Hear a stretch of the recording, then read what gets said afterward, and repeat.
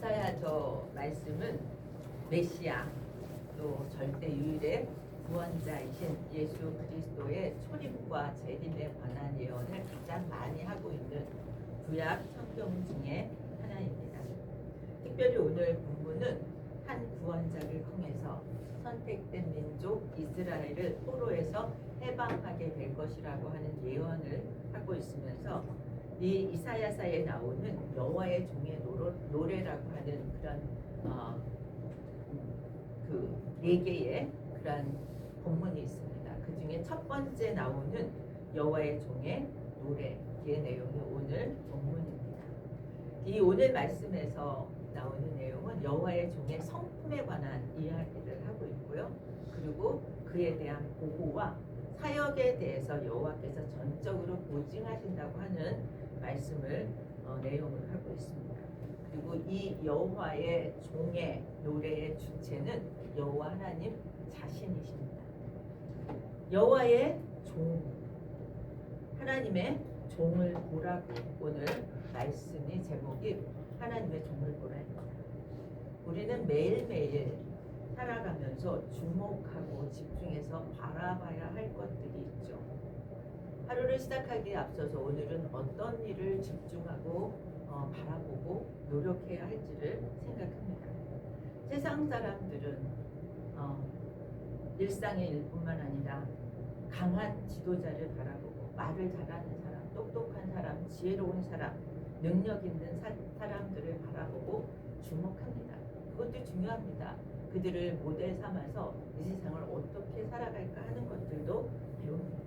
그런데 하나님께서 오늘 보라고 한 그 제시해 주시는 분은 우리가 바라보고 닮아가고자 하는 분과 전혀 다른 모습을 나타내시고 더군다나 그의 이름을 종이라고 이름을 붙이고 있습니다. 이 여호와의 종의 노래, 이 노래의 예언은 신약에서 예수 그리스도께서 성취하셨다라고 증거하고 있습니다. 오늘 1절의 말씀을 보면 내가 붙드는 나의 종, 내 마음에 기뻐하는 자라 이렇게 얘기합니다.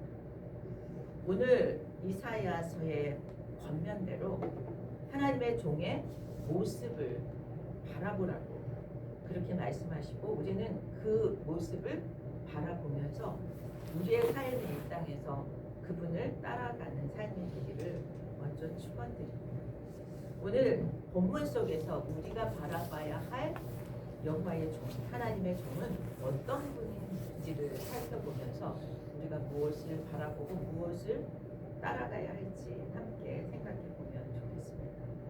1절에서 이사야는 세 가지 중요한 특징을 하나님의 종에 대해서 이야기하고 있습니다. 첫 번째는 하나님이 붙드시는 종이다. 두 번째는 하나님이 택하신 종이다. 세 번째는 하나님의 마음에 기뻐하시는 종이다. 이렇게 얘기합니다. 첫 번째 하나님이 붙드시는 종에 대해서 생각해 보면 하나님이 택하신 자들을 구원하기 위해서 세우고자 하나님이 작정하신 사람이라는 거죠. 그래서 하나님이 구원을 위해서 인류의 구원을 위해서 세우고자 작정하시는 분은 메시아 우리 주 예수 그리스도라고 하는 것은 우리가 충분히 믿고 짐작할 수 있습니다. 그런데 우리가 아는 예수 그리스도는 본래 어떤 분이신가 하는 것을 생각해 보면 여기서 하나님의 종이라고 하는 이름이 적합한지 왜 이 이름이 붙여졌는지를 우리는 생각해 볼 필요가 있습니다. 예수님은 어떠신 분입니까? 하나님과 동등된 분이죠. 그분은 하나님의 아들이면서 삼위일체 하나님 중에 한 분, 성자 하나님이십니다. 그럼에도 불구하고 하나님은 1절에서 나의 종이라고 소개하고 있습니다. 여러분, 종은 어떤 존재입니까? 자신을 위해서 일하는 사람이 아니라는 거예요. 여기서 하나님의 종이라고 하는 것은 하나님을 위해서 하나님께서 택한 사람이라는 뜻입니다. 아무리 많은 권한이 주어졌어도 아무리 종을 아름답게 이야기해도 종은 주인과 같을 수는 없습니다.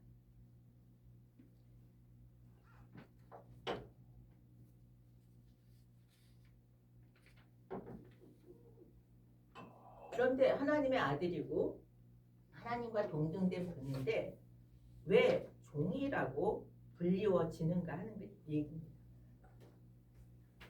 하나님이 택하신 자들을 죄에서 구원하기 위해서 스스로 자신을 종의 자리에 두셨기 때문이라는 거죠. 하나님 앞에서 하나님과 동등됨을 주장하지 않을 뿐만 아니라 자기를 낮춰서 하나님께 죽기까지 복종하셨기 때문에 종이라는 이름을 붙이기에 충분하다라고 얘기하는 것이죠. 성자 하나님 예수 그리스도는 하나님의 뜻을 이루기 위해서 하나님 앞에서 종의 모습을 스스로 취했다는 거예요. 자신의 낮아짐으로 말미암아서 우리가 하나님의 구원받은 백성이 될 수 있었습니다. 죽기까지 그분이 종으로 복종하셨기 때문에 우리는 구원을 받았고 죄의 종의 자리에서 우리는 해방되어서 하나님의 자녀로 우리를 종의 자리에서 죄의 종의 자리에서 하나님의 자리로 자녀라고 하는 자리로 옮겨 놓으시기 위해서 그분은 종이 아니었지만 종이 되셨던 거죠. 하나님은 여호와의 종에 대해서 뭐라고 얘기하냐면 내 기뻐하는 자다. 내 마음에 기뻐하는 자라고 얘기합니다. 여호와의 종이 하나님의 마음을 기뻐하는 자라고 하는 것은 하나님의 종의 사역을 감당함으로 하나님이 기뻐하는 자라고 하는 것은 하나님의 사랑이 담긴 그런 표현이라고 생각합니다. 하나님의 아들인데 아버지 대신 하나님의 마음을 기뻐하게 해드리는 분이었다는 거죠. 우리 부모들은 자식의 사랑에 있어서 어떻습니까? 정말 자식이 사랑스럽고 기쁘죠.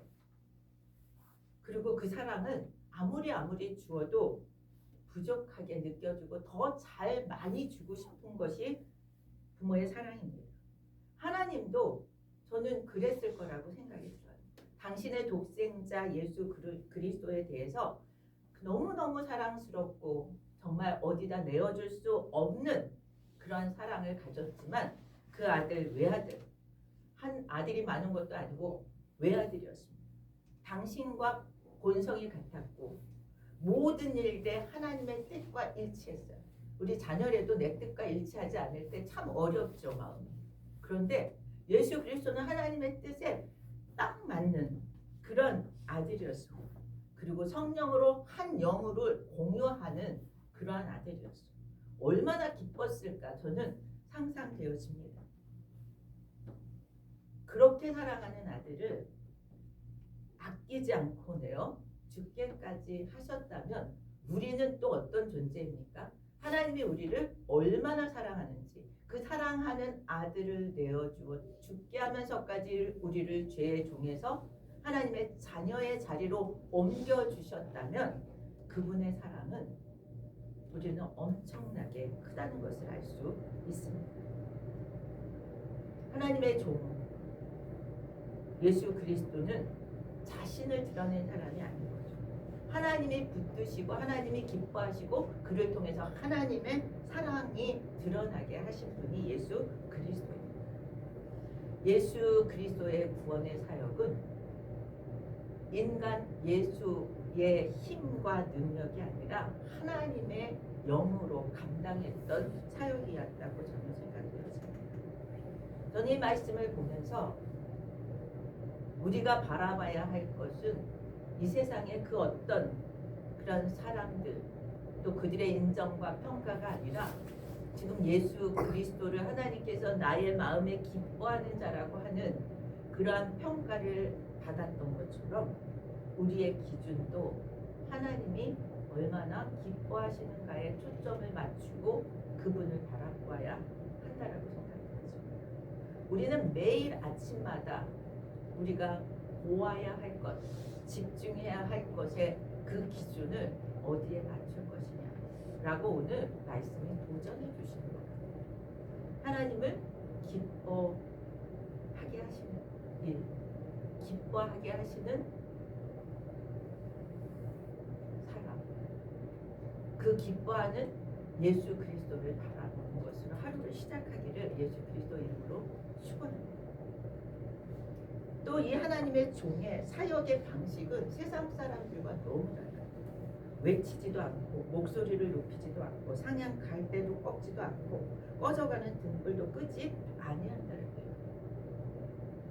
하나님을 기쁘시게 하는데 초점을 맞추고 하나님의 종으로 예수 그리스도가 살았을 뿐만 아니라 그분은 이 말씀을 통해서 외치지 않고 목소리를 높이지 않고 상한 갈대를 꺾지 않고 꺼져가는 등불을 끄지 아니한다라는 말을 통해서 그분의 성품이 어떨 것이라고 짐작되어지십니다. 그분은 온유하고 부드러운 분임에 틀림이 없을 거라는 생각이 들어요. 우리는 얼마나 소리칠 일이 많으며 얼마나 목소리 높일 일이 많으며 세상 사람들이 다 잘 알아봐 줬으면 좋겠는 것이 얼마나 많은지. 그런데 2절의 말씀을 통해서 그리스도께서 철저히 종의 모습을 보였어요. 왜냐하면 종은 그 주인의 일을 대행하는 사람이거든요. 그러니까 예수 그리스도가 하나님의 종으로 그렇게 사역을 했다면 그분은 하나님의 일을 대행함으로 자신이 드러나는 것이 아니라 하나님이 드러나도록 하기 위해서 자기는 외치지 않고 목소리도 높이지 않고 목소리가 뭐예요? 소리가 거리에 들리지 않게 하셨다고 말씀합니다. 당신의 사명을 감당할 때 철저히 자신의 모습을 드러내지 않는 겸손한 자세를 가지셨던 모습이라고 생각합니다. 예수님이 이 땅에 오셔서 행하셨던 일은 무엇입니까? 세상을 구원하는 일이었습니다. 사람들을 죄에서 건져내는 일이었습니다. 얼마나 큰 일이고 얼마나 중요한 일인지 모릅니다. 그 일을 하면서 자신을 드러내지 않았다. 우리가 하나님의 일을 하면서 내가 했다라고 하고 싶을 때가 얼마나 많은지 모릅니다. 그런데 예수 그리스도께서는 자신을 낮추고 하나님 앞에서 낮추셨을 뿐만 아니라 사람들 앞에서도 낮추어서 밖으로 드러나지 않게 하셨습니다. 마태복음에 보면 예수님을 왕으로 모시려고 사람들이 막 쫓아왔을 때도 있어요.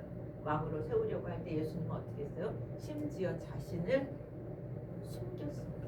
사람들이 찾지 못하도록 그렇게 숨으시기까지 하셨다는 거죠.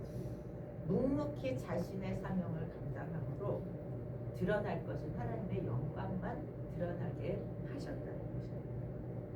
그분은 상한 갈대를 꺾지 않고 꺼져가는 등불을 끄지 않고 진실로 정의를 시행할 것이라고 예수 그리스도에 대해서 얘기하고 있습니다. 갈대는 뭐의 상징이에요, 여러분? 연약함의 상징이죠. 등불은 생명의 그런 그 유한성에 대한 비유를 할 때 등불로 사용합니다. 인생이 연약할 뿐만 아니라 인생은 등불이 꺼지는 것처럼 어느 땐가는 죽는 그런 소망이 없는 인생을 표현한 것이 꺼져가는 등불이라고 표현하고 있습니다. 등불처럼 생명이 다하는 죽음을 만날 것이고 심판을 받게 되는 그런 소망 없는 인생이지만 하나님은 그들을 꺾지 않으시고 꺼지지 않게 해주시겠다고 지금 말씀하고 있습니다. 꺾여질 수밖에 없고 꺼질 수밖에 없는 인생에 대해서 그렇게 안 되게 꺾이지 않게 해주시고 꺼지지 않게 하신다고 하면서 생명의 소망의 약속을 주고 계십니다. 예수 그리스도가 오셔서 하신 일은 소망이 없는 인생들에게 생명의 소망을 주신 것입니다. 그래서 이 땅에 오셨습니다. 상한 갈대와 꺼져가는 등불 같은 인생의 소망은 오직 예수뿐이라고 말씀하고 계십니다. 그리고 여기서 그치지 않아요. 그분은 연약하지만 그분은 정말 드러나지 않지만 그분에 대한 속성에 대해서 4절에 그렇게 얘기합니다. 그는 쇠하지 아니하며 낙담하지 아니하고 쇠하지 아니하며 낙담하지 아니하고 세상의 정의를 이룰 때까지 그분은 절대로 포기하지 않으신다는 말씀. 연약한 듯하고 넘어질 듯하고 취약해 보이지만 하나님의 뜻이 이 땅에 이루어질 때까지 절대로 포기하지 않으시는 거예요. 세상에 어떤 시련이 와도 어떤 폭풍이 와도 그리스도가 하는 구원의 사역은 멈춰질 수 없다는 거죠. 이 세상이 얼마나 어렵습니까 지금? 그런데 포기하지 않고 끝까지 그 일을 꾸준히 하시는 분이 예수 그리스도예요. 저는 적절한 예가 될지 모르겠습니다. 그런데 장애인을 돌보는 사람들, 제가 장애인 그 복지관에서도 그 수련을 좀 했고요. 또 장애인을 돌보는 사람을 가까이 보면서 느끼는 것은 뭐냐면 반복하고 정말 끈질기게 반복하는데 포기하지 않고 돌본다는 거예요.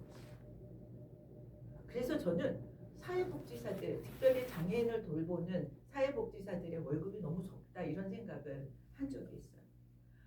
매번 가르쳐야 돼요. 똑같은 행동을 할 때마다 계속 똑같은 얘기를 쉬지 않고 합니다. 그런데 그렇게 가르쳤다고 해서 그들이 습득하고 다음에 더 잘할 거라는 보장이 없어요. 그럼에도 불구하고 포기하지 않고 돌보고 이끌어 주는 사람들이 장애인들을 돌보는 사람들입니다. 그런데 제가 잠잠히 말씀을 준비하면서 무슨 생각이 들었냐면 주님이 우리를 돌보시는 모습이 그런 모습이 아닌가. 계속 같은 얘기를 하고 계속 같은 말씀을 반복하고 우리에게 말씀하고 계시다는 거죠. 자꾸 그럼에도 불구하고 같은 지점에서 잘 넘어가지 못하고 실패하는 우리들의 모습을 보면 장애인들이 그 지점을 넘어서지 못하고 반복하고 있는 모습과 닮아 있다라고 하는 생각이 듭니다. 그럼에도 불구하고 사람은 실망하고 낙심하고 포기할 때가 있지만 하나님은 실망하거나 낙심하지 않고 끝까지 돌보시는 그 하나님, 그 당신의 뜻이 이 땅에 실현되기까지 구원을 얻기까지 절대로 포기하지 않으시는 하나님 예수 그리스도이심을 우리는 보게 되는 거죠. 저는 그래서 그분이 외치지도 않고 목소리를 높이지도 않고 거리의 소리도 안 내게 하시고 정말 자기를 드러내지 않고 그렇게 연약해 보이고 정말 왕으로 세운다고 그래도 피하시는 그 예수 그리스도가 끝까지 하시는 일은 생명을 구원하시는 일이었고 그 일은 절대로 포기하지 않으시는 일이라고 하는 것을 우리는 배워야 할 거라는 생각이 들어요. 약해 보이지만 꺾이지 않습니다. 꺼지지 않습니다.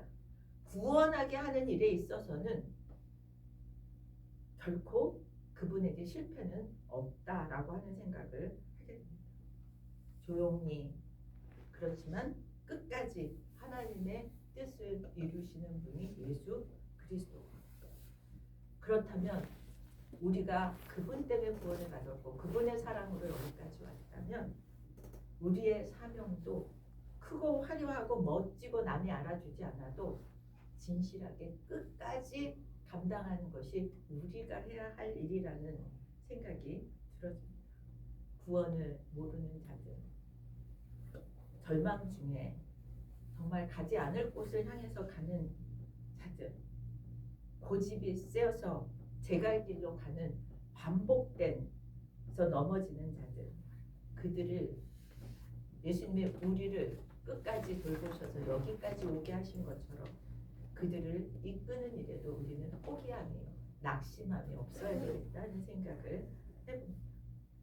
인간적으로는 낙심되고 절망되고 그럴 수 있었을 거라고 저는 생각되어져요.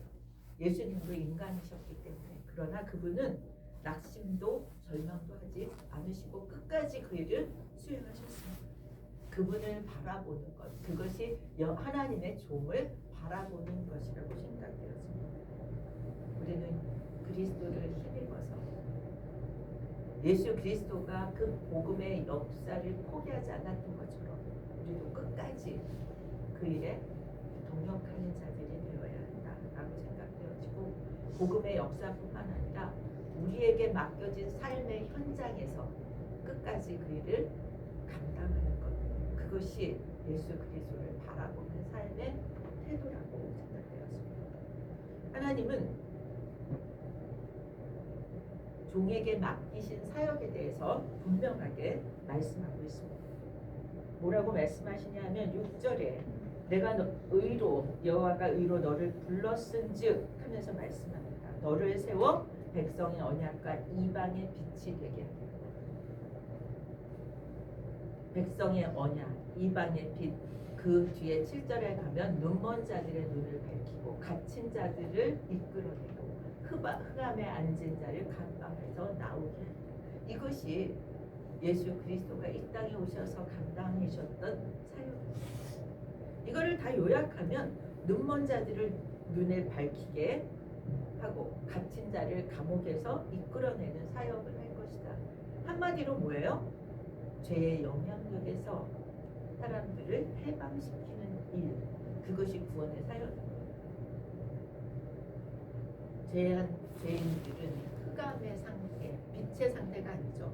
죄의 속박으로부터 자유케 하기 위해서 예수 그리스도가 이 땅에 오셨다는 거죠. 이 사명은요, 어떤 특정한 민족이나 일부 사람만을 위한 것이 아니라 온 인류를 위한 것이라고 한다면 우리 주변에 있는 모든 사람이 그 사역의 대상이라고 하는 거죠. 그래서 선교를 위해서 사람들은 뭐예요? 이 사명을 깨달은 자들은 멀리까지 가죠. 북한에 억류되어 있는 선교사님들이 꽤 많이 있더라고요. 그래서 정말 그분들의 이름을 불러가면서 기도하고 이슬람권에 가서 순교하는 사람들이 있게 하는 거죠. 예수 그리스도께서 끝까지 하셨던 사역, 그 사역은 우리에게 이어져서 우리의 사역이 되어져야 한다고 오늘 말씀은 우리에게 이야기하고 있습니다. 하나님의 종의 빛으로 우리는 그 예수 그리스도의 빛의 사역으로 우리가 빛 가운데 거하고 어둠 속에서 건져졌습니다. 그래서 이제 그 빛을 받은 사람은 그 빛을 비추는 것이 사명이 되는 것이죠. 사람마다 어떤 영역에서 어떤 빛을 비춰야 할지 사명의 내용은 다를 수 있습니다. 그러나 사명은 뭐예요? 빛을 받아서 어둠에서 건져진 자들이 그 빛을 비춰서 어둠에 있는 사람들을 빛 가운데 살게 하는 것이 사명입니다. 우리는 빛이 없어요. 원래 빛이 우리 것이 있어서 비추는 것이 아니라 예수 그리스도의 비춰진 빛을 반영하는 것입니다. 그 빛을 비추는 것입니다. 거울이 빛을 반사하는 것처럼 그렇게 우리는 그 빛을 비추는 삶을 살아야 한다는 거죠. 우리가 그 빛을 비추는 방식은 사람마다 차이가 있을 수 있지만 공통적인 것은 삶에서 우리의 말과 우리의 행동으로 나타나게 된다는 것입니다. 우리를 통해서 우리의 말과 우리의 삶을 통해서 어둠 속에 있는 사람들이 예수 그리스도의 빛을 보게 되는 일들이 우리를 통해서 오래 안에 드러나게 되기를 축복합니다. 그러면서 마지막으로 선언합니다. 뭐라고 얘기하냐면 나는 여호와이니 이는 내 이름이다. 나는 내 영광을 다른 자에게 내 찬송을 우상에게 주지 아니하리라. 여호와라고 하는 이름이 무엇입니까? I am who I am. 나는 스스로 있는 자다라고 하는 이름이에요. 왜 나는 스스로 있는 자다라고 하는 이름을 얘기하면서 내 영광을 다른 자에게 내 찬송을 우상에게 주지 않겠다고 얘기하는가 하면 인간이 만든 우상과 나는 다르다라고 하는 얘기를 하는 거예요. 나는 유일한 살아있는 하나님이라고 하는 이야기를 하는 거죠. 살아계신 하나님만 구원받은 우리들의 찬송과 경배를 받을 수 있다는 거예요. 오직 우리들에게 찬송과 영광을 받으실 유일한 분이 하나님이신데 어떻게 되었습니까? 사람들이 우상을 숭배하면서 하나님께 가야 할 찬양과 경배를 그들에게 하나님의 이 일을 바로잡기 위해서 예수 그리스도를 이 땅에 보내셨다는 것입니다. 영원히 살아계신 여호와 하나님께만 영광과 찬송을 드리면서 우리가 살아갈 수 있게 된 거예요. 그러면서 9절의 말씀에 전에 예언한 일이 이루어졌다. 이제 내가 새 일을 알리노라. 지금 이사야는 구약의 모든 예언들이 이루어졌다라고 얘기합니다. 과거에 약속한 예언이 다 이루어진 것처럼 지금부터 앞으로 하나님의 하신 말씀들이 다 이루어질 것이라고 말씀하고 있습니다. 그런데 실제로 이 새일이라고 하는 것이 예수 그리스도가 이 땅에 오셔서 죄에 사로잡힌 자들을 구원하시고 그들 사람들로 하여금 당신께 영광과 찬송을 돌리게 하는 일을 하게 성취해 주셨습니다. 여러분, 그 새 일이 성취된 거를 정말 믿으십니까? 저는 믿습니다. 왜냐하면 우리를 보면 그렇지 않습니까? 우리 자신들을 보면 하나님을 알지 못했던 우리가 하나님을 알게 되고 하나님을 믿게 되고 이렇게 모여서 예배하고 찬송하게 되고 또 그분을 신뢰함으로 우리의 삶의 문제들을 그분께 아뢰고 하는 일들이 그 새 일에 대한 예언의 성취가 된 일이라고 저는 믿습니다. 하나님의 말씀은 하나도 예외 없이 반드시 이루어진다는 것이 우리의 믿음입니다. 단 하나의 예언만 이루어지지 않았습니다. 종말, 세상의 종말과 천국의 도래, 그것만 아직 남아 있습니다. 그 예언이 예언대로 이루어질 줄 저는 믿습니다. 그래서 그날을 준비하는 오늘을 사는데 어떻게 살아가느냐야 하는 말씀이 오늘 하나님의 종을 바라보는 것이라고 얘기하는 것이죠. 그날에 임하기 전에 성경에 나온 징조들이 지금 이 땅에서 이루어지고 있습니다. 지진도, 전쟁도, 분열도 다 그 징조들 중에 하나입니다. 우리는 확실히 불확실성의 세상을 살고 있습니다. 그럼에도 불구하고 하나님의 구원 계획은 흔들림 없이 끝까지 이루어질 것입니다. 그래서 우리는 그 믿음을 가지고 하나님의 종을 신뢰하고 바라보아야 할 것이라는 거죠. 다시 한번 우리 말씀을 같이 생각해 보기 원합니다. 보라, 내가 붙드는 나의 종을 보라. 우리가 바라보아야 할 것은 세상의 방식으로가 아니라 하나님의 방식으로 오신 예수 그리스도. 미약해 보이고 보이지 않는 것 같이 보이지만 끝까지 당신의 사명을 감당하셨던 예수 그리스도. 그 사역은 그 은혜를 입은 우리에게 계속 이어져서 지속되어야 할 것이라는 말씀을 하고 계십니다. 온유하지만 끝까지 순종해서 그 뜻을 이루시는 예수 그리스도를 따라가는 우리들이 되기를 축복합니다. 주님이 하셨던 것처럼 상한 갈대를 꺾지 않고 꺼져가는 등불을 살리는 그 예수 그리스도가 가셨던 그 길을 우리도 감당하는 요즘 사람들이 말하는 찐 그리스도인들이 되기를 예수 그리스도의 이름으로 축원드립니다. 우리 같이 일어나셔서